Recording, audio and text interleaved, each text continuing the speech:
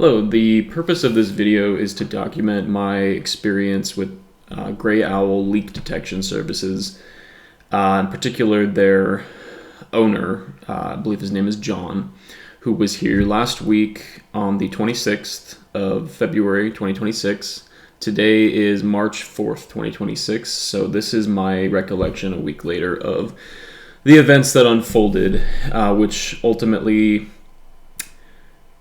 led me to my decision to not pay him and ignore any and all contact and efforts for him to collect payment from me for the services that he did not perform. I want to start by kind of overviewing the problem that I have, the process of finding them, what I was told and sold on, and then finally what happened, and then my interpretation of everything at the end, and kind of commentary. I'm going to try really hard to not interrupt the process of what actually happened and wait till the end. So bear with me on that. So my issue for the last month, and I've lived here for about 2.5 months now, is that there is seemingly a small half a gallon per minute leak somewhere between my house and the water meter for the property.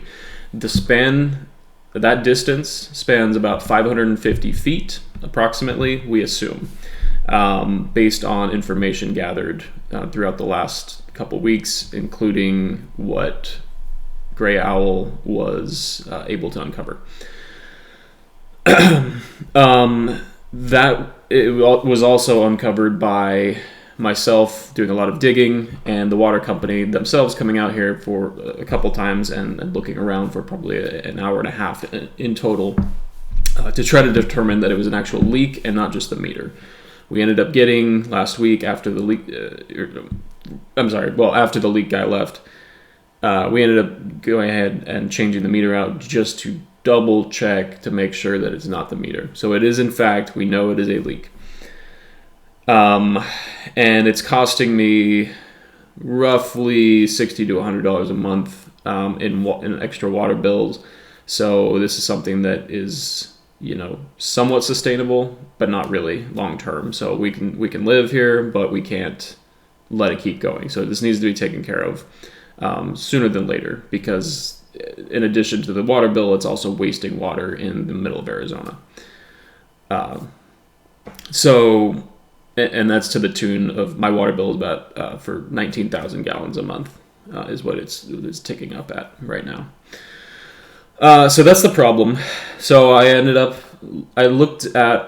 started looking at Google Maps for like plumbing services, but obviously not just plumbing, but like trenching and specifically leak detection, because a lot of the plumbers are only in-house, or they're doing in walls and that kind of thing. They're not exactly going out into the yard and digging things up. So I figured I need a specialist, right? So I did reach a company called PT Plumbing, who referred me to this company called Gray Owl Leak Detection, who had Google reviews but no physical site, which I originally thought was weird, but it's one of those distributed companies. So they don't have a physical location, they just have workers out there, is my understanding. So whatever. They had all 5-star reviews, which I found kind of suspicious, but I looked through them and none of them seemed really botted. There was a good mix of good diversity of reviews, I should say, for accounts that were new, that were old, that had other reviews. So it looked legit. I'm still not really sure what the deal was there. I mean, it's very suspicious. I mean, even AI will say that, but that's like the only suspicious thing on it. Regardless, I give them a call. I talked to the dispatcher. What they basically told me was a few key items. Price. So there was going to be a driver charge. So to come out here was like $100 and something. The first hour was something like $350, and then it was like $250 an hour after that, which, I called out, I said, that's a lot of money. But in my head, I'm like, if that, maybe I even said this, as long as it gets the leak done or fixed, found, it's gonna be worth it. The guy on the phone said they charge hourly, not by project, because sometimes it takes an hour, sometimes it takes 5 hours. But he did tell me that they typically don't exceed $1,000. And I said, okay. But I was curious. I was like, okay, so like, what do you guys do to find the leak? Because this sounds like a pretty complicated leak. And I believe the answer was something along the lines of, we pump gas into the line and listen for a leak. Come to find out later, that is a common practice. However, it is not what happened. And it was also not disclosed that would be additional fees until about 4 hours into the process. But we'll get to that. And then the other thing that stood out to me about that phone call was that they were going to be sending like their main guy, like their owner, because it was such a complex job. They wanted to send the big guy. So I was like, oh, okay, cool. I must be getting some good service then.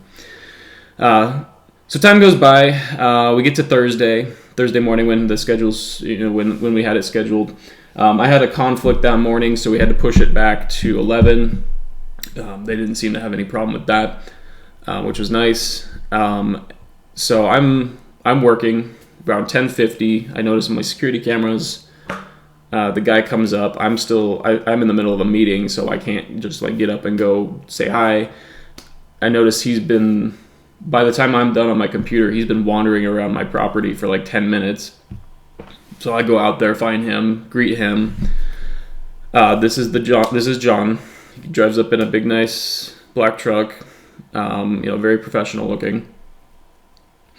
And I start, telling him what I know, telling him what I've been able to discover over the last several weeks with the water company, with my neighbor, myself, digging up, and as well as what the previous owner had told me about where the water line runs. So we have no idea where the water line runs. I'm sorry, I shouldn't say we don't have any idea. We have an idea, but we don't have anything concrete. We know where it comes up, and we know where it goes down, and the difference between that is about 550 feet. So I let him know, it goes diagonal this way, it goes down the road over there from talking with neighbors, blah, blah, blah, the general distance, okay? And then I also take him through, here's the valves, they're off, here's how we know it's not a leak in the house, here's how we know it's in the pipe underground, that kind of thing. So catching him all up on everything so that it's saving time, saving me money, and expediting the whole process to make it as efficient as possible. John proceeds to take out a blue paint can and just start marking the ground, as you do. There is, for context, I had called 811 because we were digging a few days prior, so the communications were already marked out. All kind of along the same diagonal path that the water may have run. Electrical had not come out. They would be coming out later that day. So he just starts marking, which is great. Okay, let's walk down. Let's do all this stuff. We get down to about 100 feet from the meter next to my neighbor's driveway. And this is on an easement. So his driveway goes through this easement. And there's a couple Palo Verde trees there. There's a couple bushes. And he pulls out these copper rods. And they're these rods with little antennas on them. They're on a swivel. I'm like, oh, this is those dowsing rods that I've heard about. And so I've heard about these things. Oh, sorry, I don't want to. Sorry, I'll wait for the commentary at the end. Anyway, he pulls out these copper rods and just starts moving around. And I'm like seeing that he's like making micro adjustments. Like he's obviously like moving these things himself, and he's got his thumbs on there and stuff. But I'm like, okay. So about 30 minutes into it, we get down there and he's like, it's right here. It's got to be right here. And so he starts digging and I start digging. I go back to the house, get some tools, my shovel and my pickaxe. I start digging with him. 30 minutes later, we found nothing except for one of the irrigation lines, 5/8 inch poly irrigation line for the neighbor's tree, of course.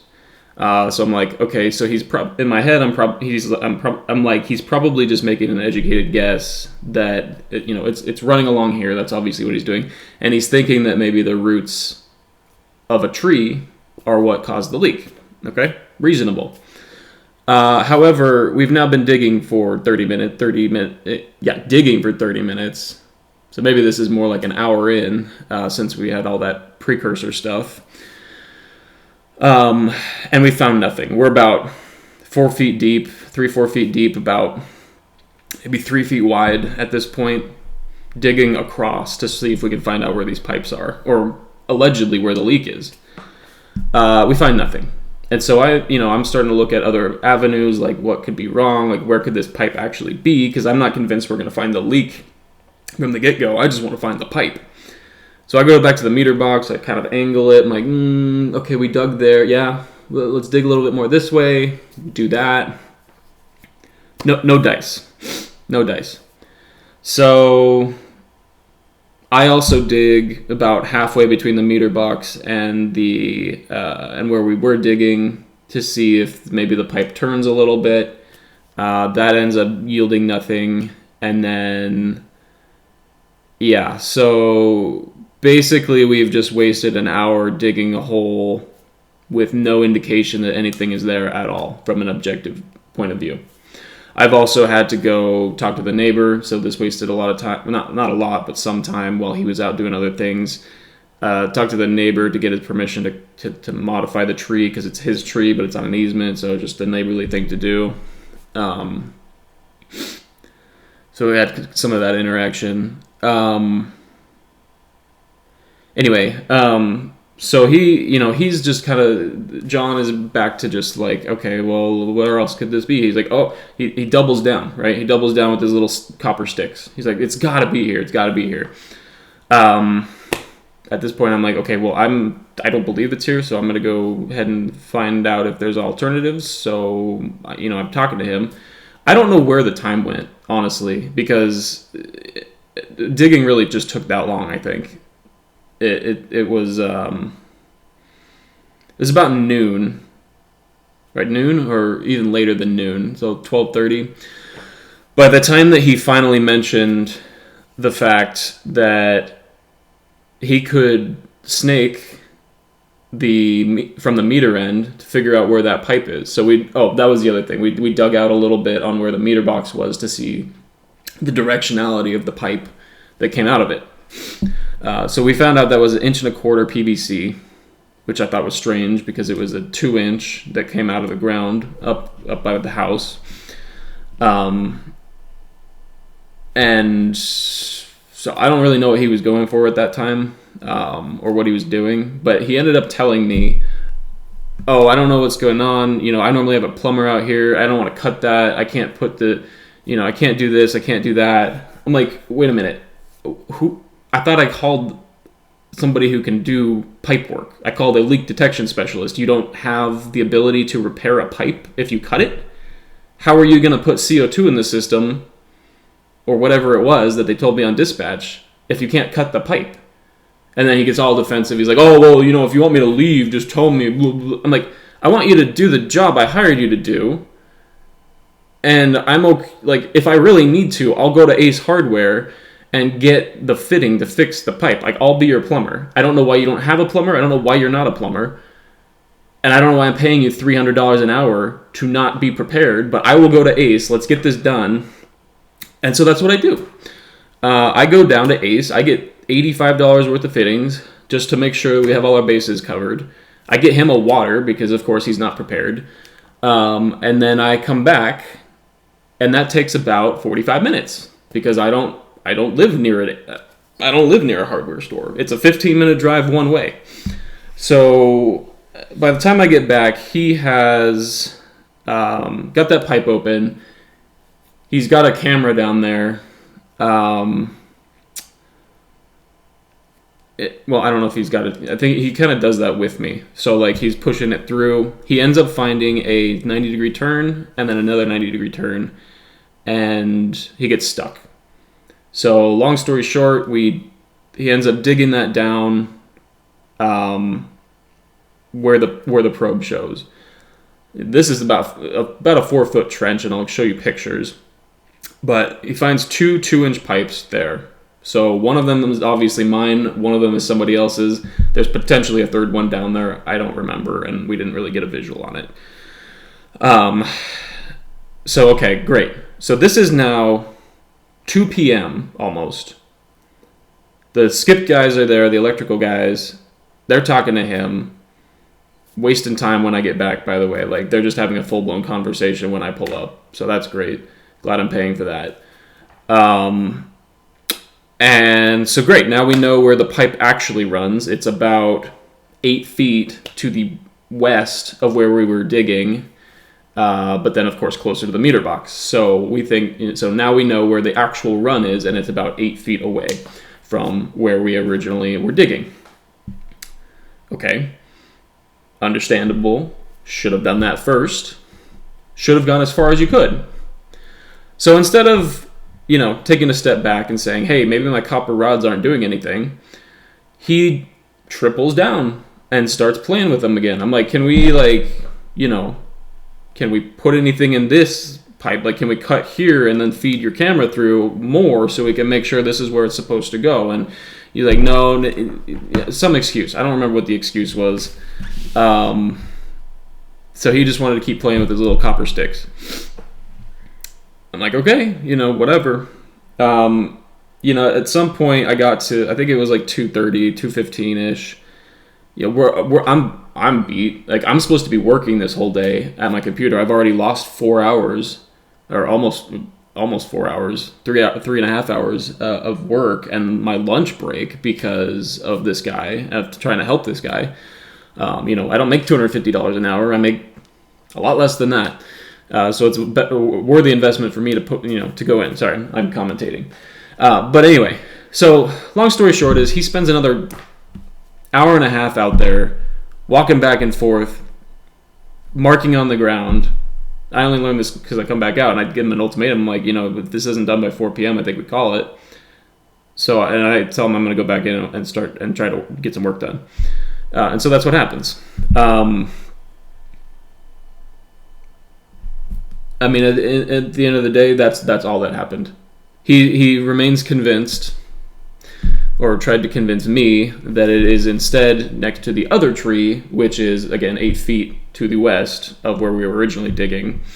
But he hasn't dug another hole. He, honestly, I witnessed him take a personal call at some point. For all I know, during that hour and a half period, he was on the phone with his mother. I don't know.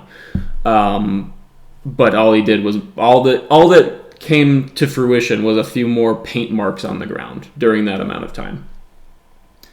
So after 4 p.m., 5 hours of being there, 3 or 4 hours of my time wasted, all we had accomplished was finding a location where we knew the 2-inch pipes turned 10 feet from the meter. We've got another 500 feet to cover. And he won't do anything about it. Oh, and here's the other thing.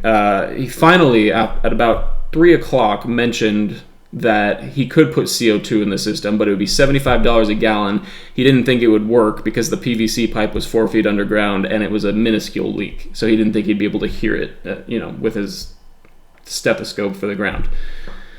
I'm like, oh, okay. Well, that's in my head. I'm like, that's not what the deal was. So this guy did not perform his job. He is basically a psychic that uses educated guesses and then manifests them in the form of a visual aid.